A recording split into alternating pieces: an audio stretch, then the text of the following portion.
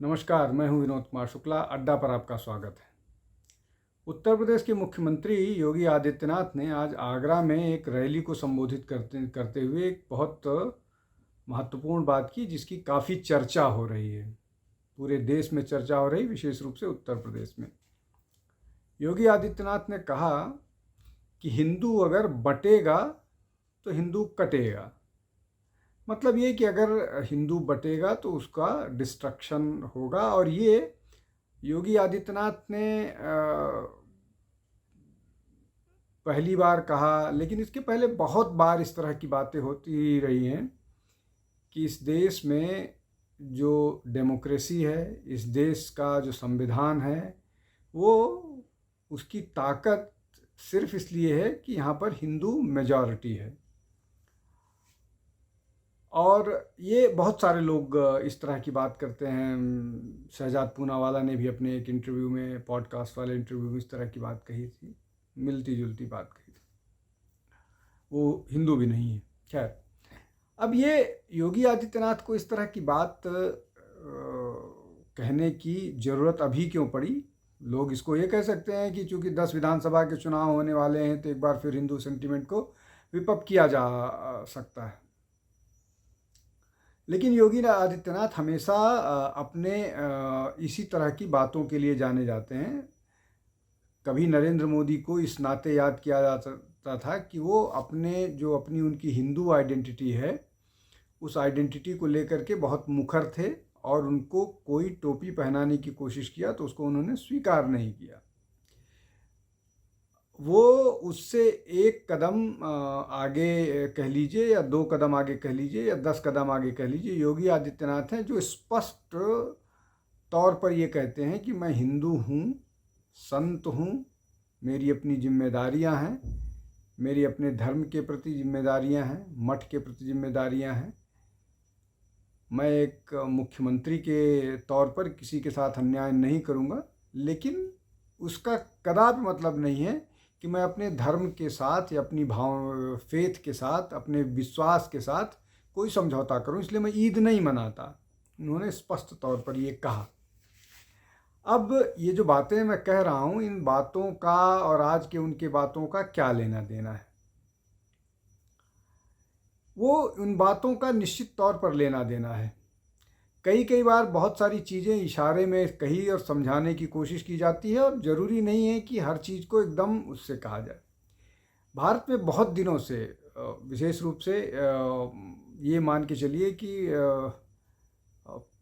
पिछले जो विधानसभा का चुनाव जो 2023 में 3-4 प्रदेशों का हुआ था, उस समय से एक बात उठी थी, कांग्रेस की तरफ से आई थी कि इस देश में जातिगत जनगणना होनी चाहिए। कांग्रेस ने ये बात की थी। जातिगत जनगणना की बात बहुत सारे लोग करते रहते हैं। बिहार में ये बात उठी, उसके अलावा कर्नाटक में बिहार ने तो करवा भी दिया, और उसके बाद उस आधार पर रिजर्वेशन भी देने की बात की, जिसको सुप्रीम कोर्ट ने खारिज भी कर दिया। कर्नाटक में ऑलरेडी हो चुका है, जिसको लागू करने की हिम्मत कांग्रेस नहीं जुटा पा रही है। लेकिन कांग्रेस के नेता राहुल गांधी अपने हर भाषण में, चाहे वो राष्ट्रपति के अभिभाषण पर चर्चा हो रहा हो, चाहे वो कोई भी भाषण हो, उसमें वो जातिगत जनगणना की बात करते हैं, और हर बात में घूम फिर कर जाति ले आने की कोशिश करते हैं। वो जातिगत जनगणना की बात करेंगे कि इस देश में कितने सेक्रेटरीज ओबीसी या एसटी कम्युनिटी के हैं। वो इस बात जातिगत जनगणना की बात इस बात पर करेंगे कि इस देश में कितने film star, hero heroine, miss India दलित वर्ग के हैं। वो इस बात की वो इस बात की भी जातियों की बात करेंगे कि देश के किस इंस्टीट्यूशनल जगह पर कितने लोग जाति के आधार पर उनको नियुक्तियां दी गई हैं। ये लगातार चल रहा है, और इस लगातार के पीछे क्या वो है? अब जब 2 दिन पहले राहुल गांधी इलाहाबाद प्रयागराज में थे, तो उन्होंने मिस इंडिया की बात की कि मैंने सूची उठा करके देखी, और उसमें कोई उनको मिस इंडिया में कोई दलित समाज से नहीं मिली, जबकि ऐसा नहीं है। एक मिस इंडिया थी जिसको विधानसभा का चुनाव भी कांग्रेस ने लड़ाया था, और उसके साथ क्या हश्र हुआ ये आप गूगल सर्च मारिए, आपको आराम से दिख जाएगा कि वो एक मिस गौतम थी जो ब्यूटी पेजेंट में जिन्होंने भाग लिया था, और उसके बाद उनको कांग्रेस ने चुनाव भी लड़ाया था। अब मैं दूसरे उस पर आता हूँ कि जब ये कह रहे हैं कि जाति जनगणना होनी चाहिए और 90% 90 और 10 का की बात कर रहे हैं कि 90% लोगों का हक 10% लोगों के पास जा रहा है। मतलब ये कि इस पूरे मुहिम में वो अपर कास्ट को अलग कर दे रहे हैं और 90% की बात कर रहे हैं, महिलाओं, और उन्होंने उसमें एक मुस्लिम महिला थी जिसकी तरफ इशारा करते हुए ये बोला कि आप जो है आप भी इसमें शामिल हैं।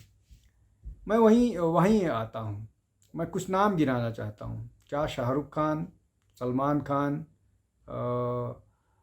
आमिर खान, वहीदा रहमान, सलीम जावेद, हसरत जयपुरी, मजरूह सुल्तानपुरी, नरगिस, इस तरह के अनगिनत नाम हैं जो जिस समुदाय की तरफ इशारा करके राहुल गांधी ने किया कि आपको के साथ तो और अत्याचार होता है, वो सारे लोग मीडिया में नहीं हैं।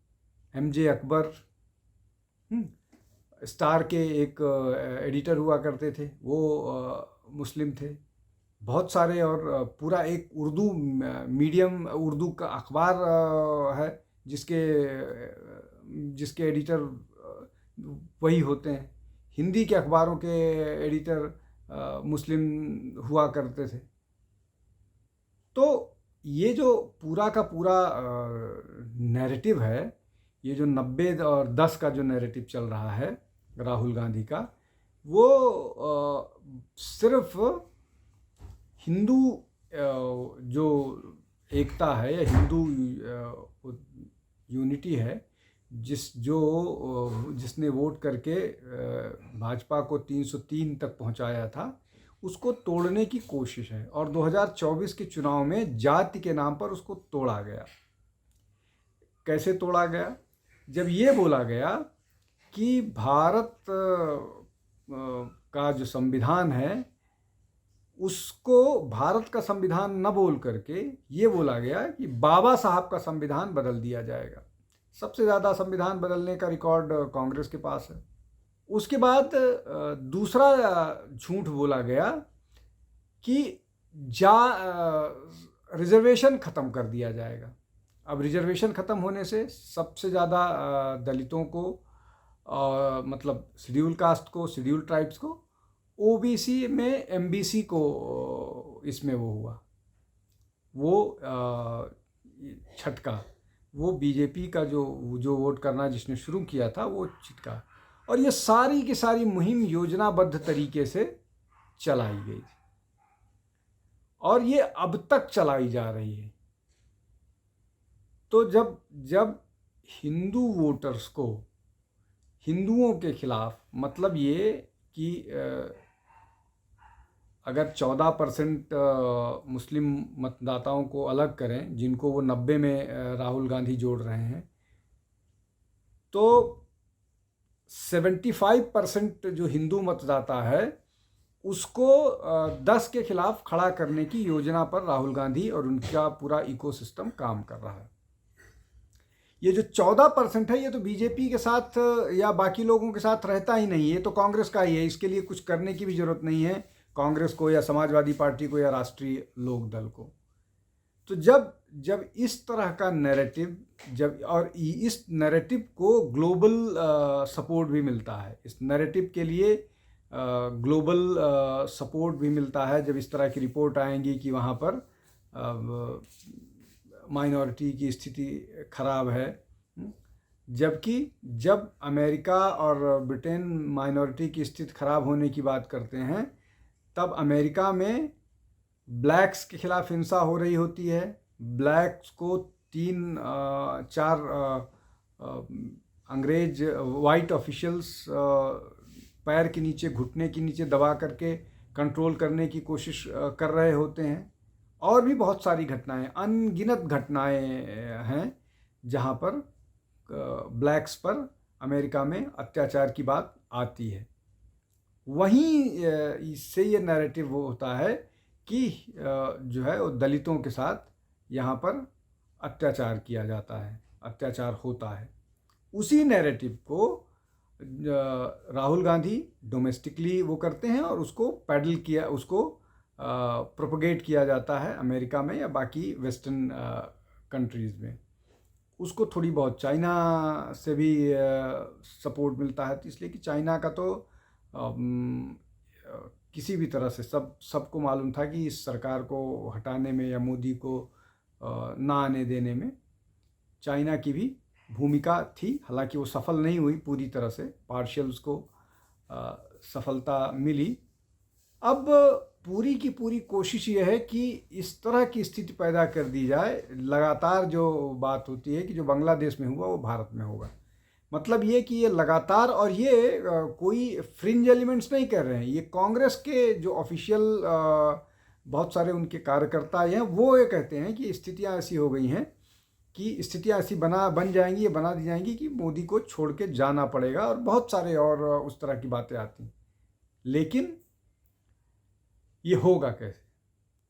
ये होगा यही कि जो एक बड़ा हिंदू यूनिटी बन रही थी और वो जो जिसको देश में विकास नज़र आ रहा था, वो उसको रिजर्वेशन के नाम पर, संविधान के नाम पर और 10,500 रुपये महीने के नाम पर ये करके उनको तोड़ा गया। हालांकि 8,500 वाले को उतना जो एससी और ओबीसी के लिए उतना महत्वपूर्ण इसलिए नहीं मान सकते हैं कि वो उनको अनाज पहले से ही सरकार दे रही है।